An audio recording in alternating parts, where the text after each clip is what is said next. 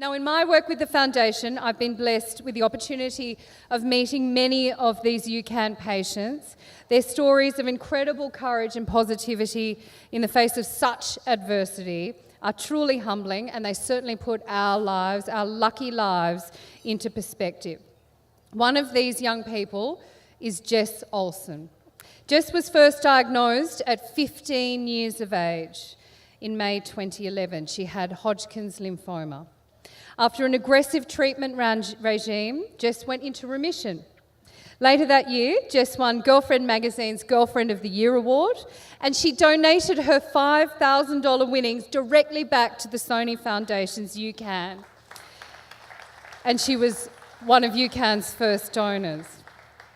4 years later, Jess found another lump under her jaw. And after further tests came the devastating news that she had cancer again in her saliva gland. Earlier this year, Jess bravely had an operation to remove that gland, surrounding tissue, and 30 lymph nodes. This girl is beyond brave. The cancer had already spread, which meant another 6 weeks of radiotherapy. Recently, Jess received news that unfortunately another lump had emerged, and the surgery and subsequent radiotherapy were not enough. So now, this talented young journalist and beautiful writer is now courageously fighting cancer yet again in her young life. Jess is beautiful, she is talented, she is intelligent, she is determined, she is a 20-year-old with so much love, warmth and wisdom to give. Jess knows only too well of the importance of these centres and the gap in care between adult and children's hospitals, having been treated in both children and adult hospitals. And she has, as she's endured ongoing cancer diagnosis over the past 5 years. We are absolutely honoured to have Jess here today. Now for a minute, please turn your attention to the screens to learn more about this very special young lady.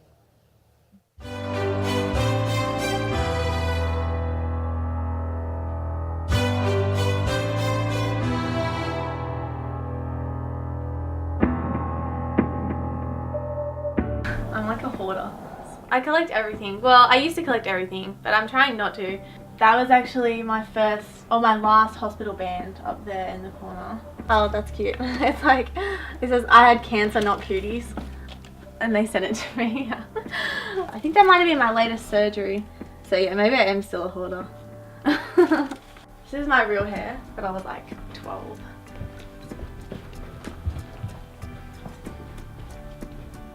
He knows when I'm leaving. So today I'm letting you guys come along with me to the hospital, something that I've done every day for the last 28 days, and finally it's the last day. Level 0 is like Area 51, like you go down there and there's all these radiation machines and it's like no one out there knows what goes on down there, only we know. So there's the bell that you ring on your last treatment when you finish.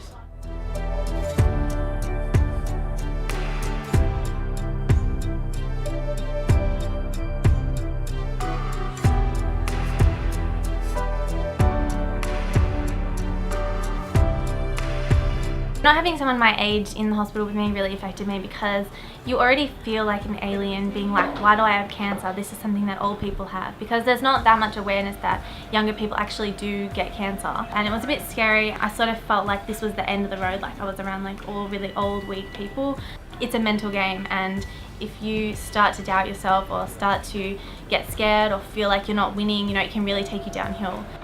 Having another young person in here would have made me feel a lot less alone. There would be a lot more hope, I think, that we would be getting through it together. Does it look like me? I'm gonna keep it. Some people run over it apparently in their cars, or old people plant strawberries in them. Apparently the net is good, but I'm gonna keep it. I just turned 15 when I was in here. All chemo here and then all radio at Prince Wales. I obviously didn't play in here. There wasn't really much to do. I did like writing a bit. So this was where my first bed was, like right here, when I was first diagnosed. Like that's actually where my mum slept, on that bed, or that lounge. My friends and family did come visit me, and they tried to understand, but they were trying to imagine what it was like for me, but they couldn't really feel the emotions that I felt. Knowing that there's going to be youth cancer centres was really uplifting for me, because I thought, you know, I can use my bad experience that I'm having now, being alone in a children's ward or alone in an adult's ward, make sure that no one else has to feel like that. The additional stuff that comes with having cancer that you don't need to face if you can avoid it.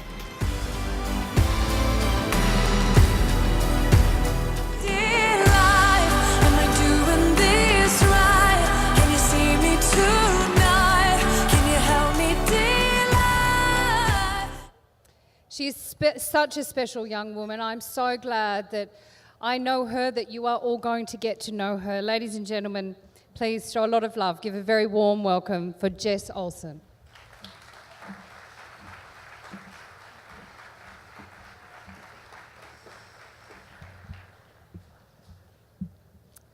Hi everyone, my name's Jess. I would just like to begin by quoting one of my favourite poems by the poet Atticus. He says, "My young life burnt me alive. The poet came from the ashes, but the words came from the fire." This poem is significant to me as I relate back to it when I think of my cancer journey. Like the poet says, my young life has burnt me alive. And although I rose from what remained, my words come from the fire that I endured. They say that in life, you should be an adult that your younger self would be proud of. I can honestly say that I didn't think that at 5 years old, in 15 years, I'd be standing here in front of an audience of people telling them my story. Who would have thought that my story would even be worth telling? Local high school, high achiever in English, definitely a low achiever in English, 2 sisters, 2 brothers, divorced parents, does dancing on the weekend, definitely not the next bestseller. But in 2011, my life took a turn for the worst. I was 15 years old when I found the lump in my neck that led me to being diagnosed with stage 2 nodular sclerosing Hodgkin's lymphoma. The tumour in my neck was the tip of an iceberg to a football-sized tumour in my chest. I started immediate gruelling chemotherapy in Randwick Children's Hospital, where I had litres of cytotoxic fluid pumped into my portacath for 3 days straight, then 7 days later, then 3 weeks later, it began again for 8 months. In between, I had several emergency room visits, with me ending up in the ICU for days on end with infections because I tried to be normal and go to school, but someone in my class had a cold, so I got sick.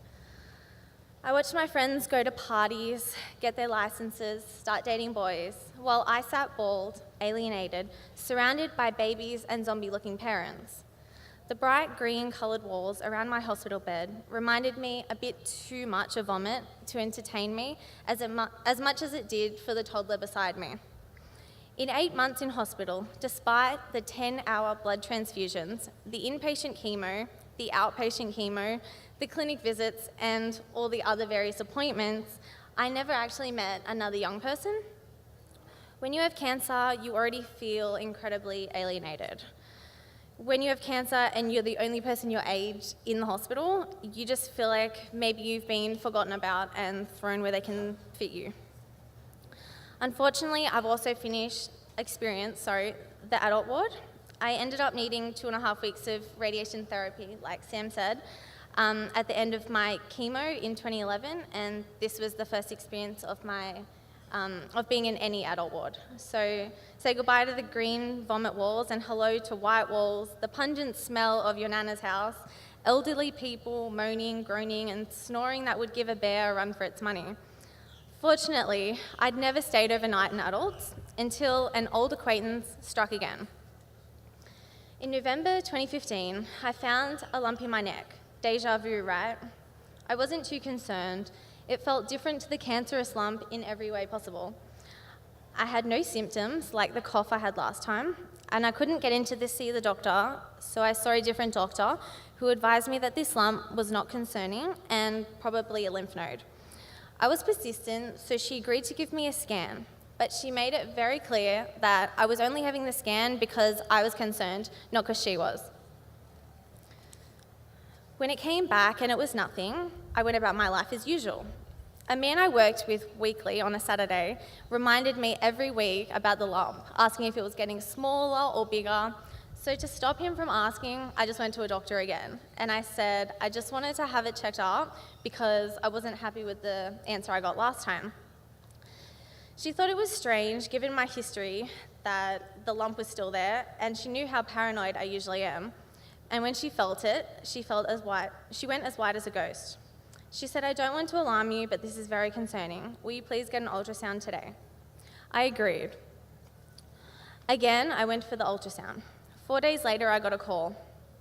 A call that told me words that I'd heard before. Blurry words, where your stomach drops and your head is spinning. You're saying yes and okay, and you're nodding, but you have no idea what you're hearing. You think it's a story and it's not about you. It's about someone else, someone old, someone who smoked all their life or drank a lot of alcohol. It's someone's grandma or someone's great aunt, someone's dog, never you, never us, but not this time. It's a 3-worded horror film. You have cancer. So although I was in this crazy whirlwind of horribleness, I pulled myself together and I said, what do I have to do? When he said no chemo, I swear I could have kissed him. Cancer would be easy without chemo. I was diagnosed with mucoepidermoid carcinoma, cancer of the salivary gland, as a result of the radiation that I had 5 years ago to get rid of my Hodgkin's. I had surgery to remove the salivary gland, the tissue around it, and 30 lymph nodes. There was risk of cutting my facial nerve that controls my mouth, but luckily, thank God, my surgeon was able to cut the cancer out without cutting the nerve. Unfortunately, lab results came back, and the cancer was in my lymph node and the margin. So I had to have 6 weeks of daily radiation therapy, as you saw in the film. This time, the radiation was much, much harder. I had problems swallowing, speaking, breathing, and drinking. I had lots of swelling and burning, and going to the hospital every day was seriously horrendous. Sitting in the same waiting room with the same channel on, with the same old people around me staring at me like I was a freak, thinking, that poor girl, she's missing the best years of her life. When radiation finished, I was so relieved, and it was the perfect timing to get back to uni and succeed, live a normal life, and get on with the year. 2 weeks later, a new lump. Deja vu. For the 4th time, I have the ultrasound. For the 3rd time, I get the call. The one that breaks your heart, the 3-letter horror film. You have cancer. This time, it wasn't possible. It just wasn't. There was no way, absolutely no way. I did everything right. I did everything they said, and I was supposed to leave for my best friend's 21st girls' weekend away. But instead, it was a Friday night. I was in my bathroom, collapsed, in absolute shock, crying. There was no way. Even the radiologist said it. He said in 5 years, this had only happened once, and now it happened again. I had one option, and it wasn't pretty. I won't go into details, but it was a major surgery where I felt like I wouldn't come out and be me anymore, so I chose not to have it. This was 2 months and 1 week ago. I'm currently doing alternate medicine that has been funded by friends and family on a GoFundMe page. I'm feeling great at the moment, and I'm just doing what I can. Speaking about the future, chemo made sure for many cancer patients, including me, that having kids will be a struggle. Unfortunately, chemo works like a tidal wave. It can't just target the bad cells and kill the cancer. It has to wipe out everything in its path, which means that it kills the good stuff too. When you're diagnosed with cancer, fertility is the last thing on your mind, especially when you're a young teenager who's never considered those kind of questions. You're in a crazy whirlwind of confusion and terror, and the last thing you want to do is go to the bathroom and sort yourself out before chemo. That's why we need support and IVF services that cater to our specific needs. My experience of IVF included thousands of dollars, invasive procedures that aren't dulled down for girls my age or made less intrusive and scary, and the same question over and over. So why is someone like you doing IVF? Because, pulling over on the side of the road whilst driving to uni every morning to give myself an injection in the stomach at exactly 8:30 on the dot doesn't make me question that myself already. UCAN's Onco-Fertility program will not only be free of charge, but it will have fertility professionals overseeing the procedures who know the exact patient situation and can cater to their needs and timeline. Not only is IVF an invasive procedure for obvious reasons, but as I mentioned before, you need to give yourself needles in the stomach, and this is as uncomfortable as you can imagine. But IVF isn't just physically challenging, it's emotionally challenging. These needles send your hormones into overdrive, making you emotional and crazy, something that I really needed support with. I went on Facebook to find support and to read the stories of others who shared fertility problems. I was relating to like 30-year-old women trying to get pregnant for years, but it was better than nothing. I felt the loss of a child that I never conceived when only 2 eggs were frozen out of the 5 that grew from my first collection, and I struggled to come to terms with what this even meant. I was 19 years old, injecting myself with various drugs to freeze eggs for my fertility, thanks to chemo, that was the same level as a 46-year-old. I was doing all this to create a plan B for babies in perhaps 15 years with a husband I probably haven't even met yet. You try wrapping your head around that. So that's why I'm here today, to tell you guys that cancer isn't something that only old people get. I don't have to stand here and preach statistics at you to tell you that it doesn't discriminate. This is why young people cannot just be thrown into facilities where their needs aren't met. They aren't meeting other adolescents who they can relate to, and they feel like they aren't cared about. My young life has burnt me alive. I've risen from the ashes, and my words come from the fire. The only difference is, now they're not burning anyone anymore. They're helping change the world, and they're here today saving lives. Thank you.